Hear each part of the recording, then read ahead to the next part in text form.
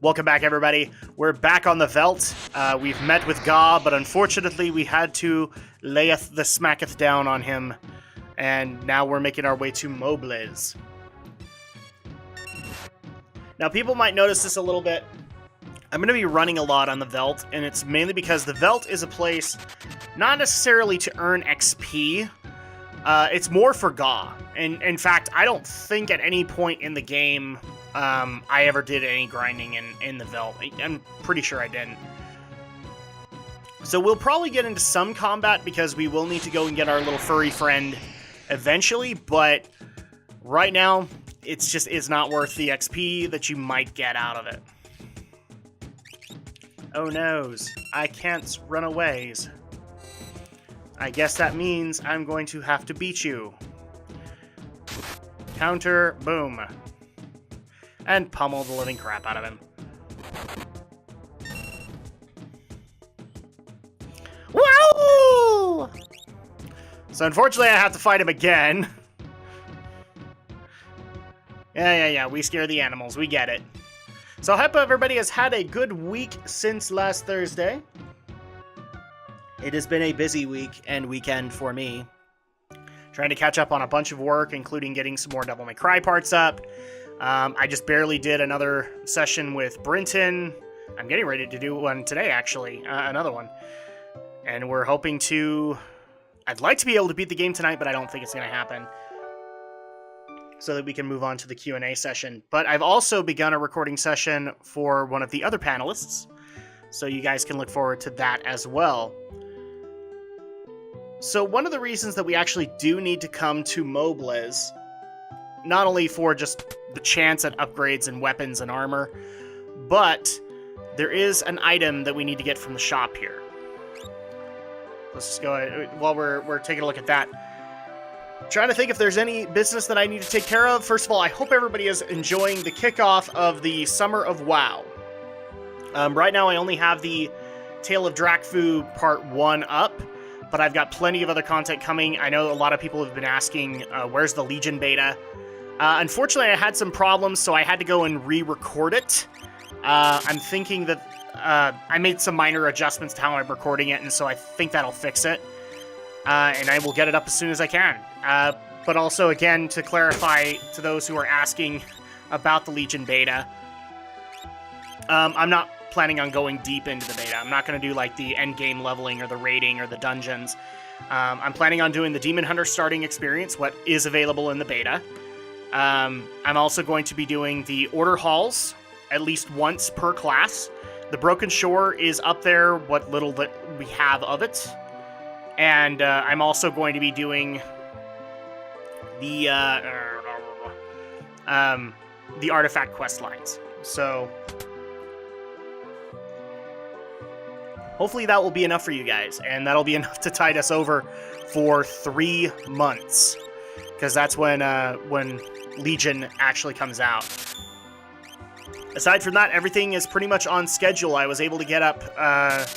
Tale of Drak Part 1 is technically kind of the live stream-esque video from last week. I do have some other videos in store, though, so don't worry that Tale of Drak is going to be solely that. No, in fact, Tale of Drak will graciously move away. And we'll be doing some things like Stardew Valley, because you guys have been asking for that. I believe we have another request for Enter the Gungeon. And what was the other one? Oh, yes, Overwatch. People have wanted to know why I haven't done anything with Overwatch yet. And people might also be wondering why I'm talking to all the villagers here. Some are actually giving some interesting tidbits on like how to catch Ga and where we might go next as far as story goes. And we're also going to just check out the relic shop, because it occasionally is a good idea. You might actually come across something you might want. Unfortunately, this shop didn't have one of them. So we'll deal with that. And obviously, people are enjoying the podcast and all of the things that we have in store for it. I'm glad people are enjoying the kickoff of Devil May Cry 3 with Brinton, that it's done as well as it has. I am very happy about that. Oh, and why are you in bed? I'm from Miranda. The Empire invaded and made me join their army. Hi, Whiskey Mac. I fled when I heard we were making for Doma. They caught me and did this. Now I can't even move. I'll never see Lola again. On the desk is a letter. Will you please read it? Okay, well he's not having a good time, so we'll do this for him. I can't get used to Imperial troopers walking the streets of Miranda, but otherwise things are okay. Aww. So this is from his girlfriend, I'm guessing. Flowers are blooming in the garden, telling me spring is here. How are you doing? I'm so worried. I wish I could fly to your side. Aw, that's cute. Rest and know that I think about you constantly. Come back to me, Lola. Well, you can't disappoint her, man. I'd like to write her back, but I can't even pick up a pen. Then recover and then write her a letter. That's not illogical. So, but yeah, back to the business. I think that's pretty much it. So I'm glad people are enjoying kind of the summer arrangements, and I look forward to bringing even more to you in the future. I'm just working all that out. Oh, also, in case you didn't know, the review for Star Fox Zero finally made its way up. So you guys can enjoy that. I already have received some feedback that I was perhaps too harsh on it. I don't necessarily think I was. You know, it's one of those things where you just can't win. 50-50 people are going to call you either a fanboy or a hater. And I think I was as fair as I could possibly be with Star Fox Zero. If you guys actually want to, you can ask in the Q&A with Alex. He will vouch. I was ready to give it a way worse rating than I actually did. There's actually a document somewhere on my hard drive where it's like Star Fox Zero 4 out of 10 because of the control scheme. So that's how it goes. I think I was fair. I think I was fair enough with Star Fox Zero and getting that out, and I'm thankfully happy to announce that the next one should not take it should not take too long to get back up. It is going to be an old review, you know, me catching up to all of the things that came out in May, but I'm going to get that out to you as quick as I can. It is going to be kind of a quickie, though, so I am probably going to put it on the quickie tag. And here we go. We have Gaw. Woo! And now that we have him, we need to actually use the item we got in Mobliz, dried meat. If you do that, then... oh, it makes him hyper. He likes me again. What the? Yeah. Now what's so odd? Well, that's not very nice, Cyan. I'm Cyan, and he's Sobbin. Okay. You Sobbin, you Cyan. Me want more food. Straight to the point, we see. No more for you. You go. Get more for me. Not gonna happen. You're a regular munchkin. And you afraid of me. Wow, we're having a standoff between Gaw and Sobbin. You wanna fight? Do you? Do you, bro? Me not wanna hurt you. Go get more meat. Stop looking at me like that. With your eyes and all that. Doink, doink, doink, doink, doink, doink, doink, doink, doink, doink, doink, doink, doink, doink. Apparently that's a fight. You're pretty tough. You didn't even fight, you just bounced around. Not fun. You're strong. Okay. There they go again. And Gaw's enjoying it. Me like dancing. That's pretty much what they were doing. You good leader. Shut up, bruh. Simmer down, sirs. And thou, old wild one, who might thou be? Thou? Thou thou! Thou thou! Thou thou! Thou thou? You angry? He's been making fun of Cyan. Of course he's angry. Cyan! You angry? Me? Cyan! You angry? Me! Cyan! You angry? Me! Pull him over. Listen, his family was just, yeah. Me understand. Me sorry. Me not mean person. Except with that guy over there. Look, we can't have you two prancing round all day. I'm trying to go for a dignified samurai kind of thing, but it's kind of not working. Gaw, I think we're going to get along well together. We hope, anyway. Why don't you join us? Ah! I give you present! God give nice gift and thanks for food.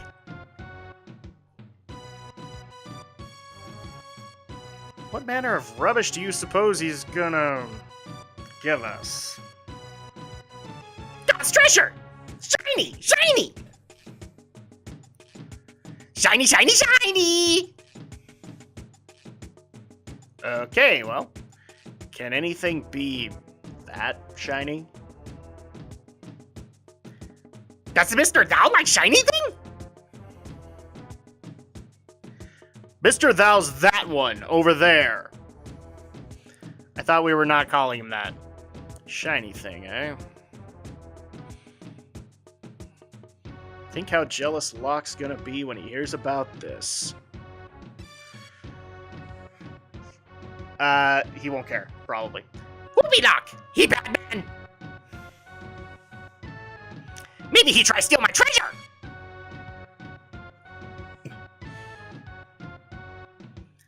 Locke, well, he's, Listen when someone's talking to you. Somebody's having a massive ADD moment. I think he's trying to tell us something.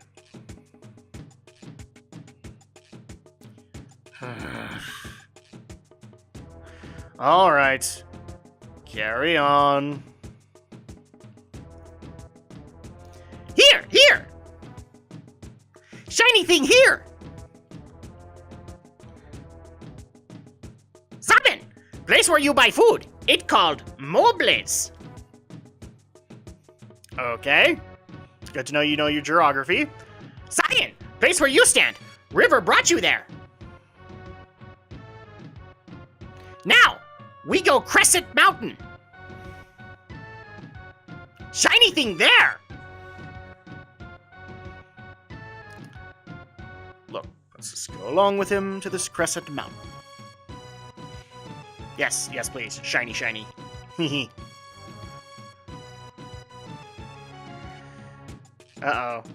Sabin has one more thing to say. Whew. Why'd we invite him along anyway? I don't know. Maybe because he's an essential party member? Mr. Thou! Hurry up! We're leaving! Yeah, we got that part. Hey, I told you once, I'm not Mr. Thou! I have a feeling my episode title this time around is going to be Shiny Mr. Thou. Or Mr. Thou the Shiny. And so this is basically an explanation. Here's how to build up Gaw's skills. 1. Choose Leap, a command that only appears when you're on the veldt. Keep fighting on the veldt and Gaw will reappear. He'll have learned the attacks of the monsters you are fighting when he leapt and returned. Whoa! Whoa! Choose the command Rage and you can use any of the attacks he's learned. And now, please continue your quest. Ding, ding, ding, ding. Oh. Poor guy. This ADD moment in the quest of Final Fantasy VI has been brought to you by someone other than Drak. So yeah, that's basically explaining how Ga works, because Ga is kind of the equivalent of the Berserker from 5. He really can only do one thing. He can imitate monsters that you have that he's encountered on the Veldt, or that you've encountered while he was out leaping. So at that point, you can actually get like really powerful monsters in turn. You could actually get some. Not every boss shows up, but certain bosses do. Certain very powerful bosses do, and so you can actually create a very powerful Ga if you wanted to. However, there are other directions to go with him on it, but that's basically the explanation of how Ga works. And so we're already at Crescent Mountain. Oh, and he's looking around. Oh. Wait, what? Cyan, the shiny thing Ga spoke of is in here. Saga, where exactly is it?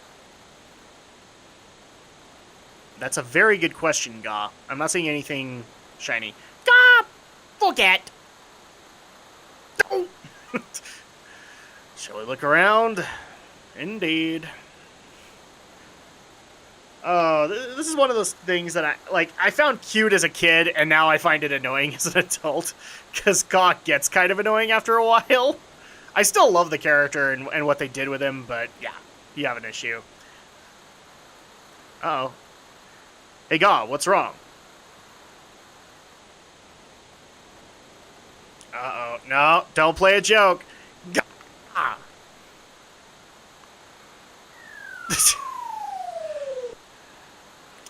My pouch! There was 500 gold pieces in it! Ga, you're in trouble now. Ga, you! Blitz him now, please. Blitz him now. That's 500 gold pieces I earned. Oh dear. Sir Sobin, let me handle this. Oh, you better have that pouch. It better not have fallen down.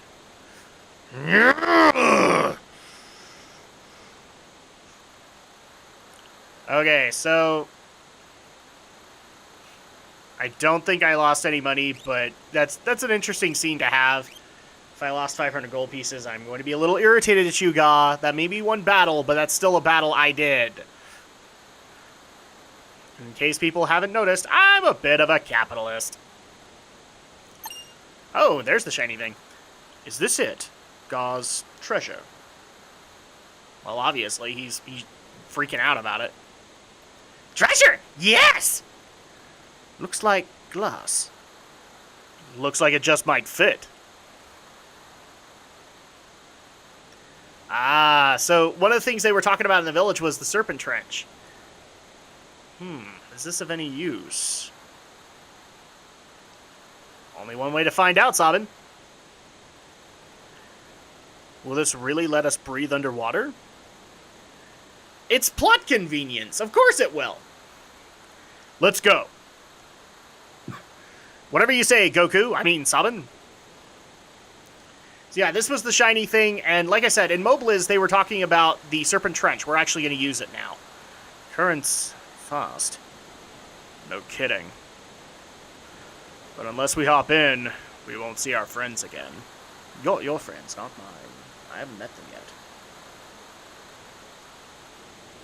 Neither have I! Neither have Ga! Shut up, Ga. Oh no! And he's freaking out. Oh, he doesn't want to go now. And let's laugh at his pain! Let's go. Oh, and now Ga be lonely. Okay, Ga will go back on Veldt. Oh, he doesn't want to jump. Whee! And he jumps anyway. Good for you, Ga. So here we go on the Serpent Trench. Now, if you don't know what you're doing here, this can take multiple attempts, and you can actually get some chests out of it, but nothing I found immediately rewarding. So, or like majorly rewarding, like an item that would last me a good couple of levels. So we're going to go ahead and use Ga a little bit. So I'm probably just going to plow my way through the Serpent Trench. But this is actually one of those things they were talking about in Mobliz, is that this could easily carry you over to the next town, and that town would have a means for us to be able to go to Narshe. So now do you see why I did Sabin's quest last? There's a lot to it. And this is how it can actually take longer. If you go left instead of right, right is where the plot is telling you to go. If you go left, then you might run into another cave with some treasures in it, or maybe even some monsters you can level on.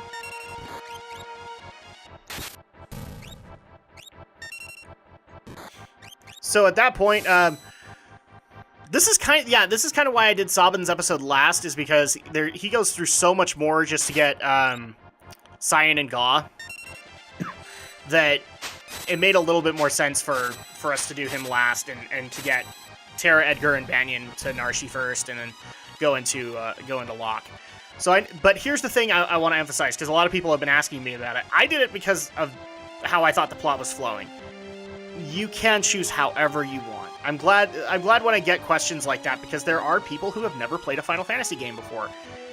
And yes, you can choose. You can choose how you want to play the game. I chose to do it this way because this is a Let's Play. I have no problem admitting that when I play this game on my own, I pick Sabin's first, and it's just because it's the longest length, and I like Cyan. I'm a little biased when it comes to that stuff. And I guess, so we're actually coming up on that wonderful time once again, where we're going to need to wait a week to talk to each other. But in the meantime, I'm going to go ahead and do a little bit of a game update for people, because I have been getting asked if I've been playing anything aside from reviews and whatnot. And I have. So let me actually go ahead and do this update really quick, which was Mass Effect 3. So right now in the missions, I got called back to the Citadel because there was a potential Cerberus plant in the human embassy, and so I had to go and take care of that, and it turned out to be Ambassador Udina. And I find that very funny because in the first game, I was constantly told that Udina is an asshole. Pardon my French. Udina is an a-hole. Mass Effect 2, I come back, and now the Ambassador's assistant, at least according to my storyline, is still an a-hole. And Mass Effect 3, just in case you forgot, it decides to reaffirm the concept that yes, Udina is in fact an a-hole. But thankfully, he didn't survive the process. So I don't have a single problem with that. Yeah, I'm not a big fan of Udina. I know it is viable to pick him, and there are some benefits to it, but I never liked the guy, and so I had no problem tossing him to the reins, or tossing him to the winds, so to speak. The other one that I was able to do was helping Jacob evacuate some Cerberus scientists, and that was pretty cool just to be able to see him again and see that he's got a little bit of a romance with one of these ex-Cerberus scientists. I've been fighting Cerberus a lot this game, I've noticed. I'm going to find out that the elusive man is, like, part Reaper or something like that. I have a feeling. And I did get to one other mission involving the Ardat Yakshi and Samara. And I liked that they were expanding on this lore because the Samara character in Mass Effect 2 really, especially her loyalty mission dealing with Morinth, that was a cool aspect to see. And then to go to this Ardat Yakshi monastery and try and save specifically 2 of Samara's daughters. And unfortunately, I wasn't able to save both of them, but I was able to at least save one and prevent Samara from trying to kill her, because there is no monastery anymore. Long story short, the Reapers raided the monastery to try and acquire the powers of the Ardat Yakshi and make them into Reaper Banshees. And so at that point, it was really cool to kind of clear it out, make everything go boom, and then Samara basically says, it's my duty, I have to kill you. There's no place to contain you because you're too powerful. And the first thing that I can do is I get the Paragon to be able to save Samara, and that Samara's daughter just looks at her and goes, I'll stay here. I'll just stay in the upper levels and make sure everything's good, and if I see more Reapers, then I'll get at it. Then I'll continue, not I'll get out of here, but I'll continue to fight them.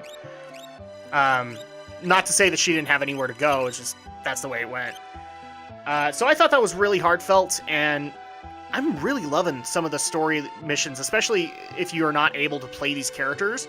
They have a nice little tie-in to what they've been doing, and kind of a tie-in also to their Mass Effect 2 storylines. So Morden was dealing constantly with his conflict of interest with the Genophage. Samara was dealing with her Ardite Yakshi children, and you had to help her with that. And Jack is probably the most opposite of it, because she was very isolationist, and she didn't want to have anything to do with anybody. And after being with Shepard, then she had no problem stepping in and letting people into her life, especially her students. So I thought that was really heartfelt, and I'm really liking Mass Effect 3 so far. But that's going to go ahead and do it for this week. So when we get back, we will continue on to Narshe with Sabin, Cyan, and Gaw.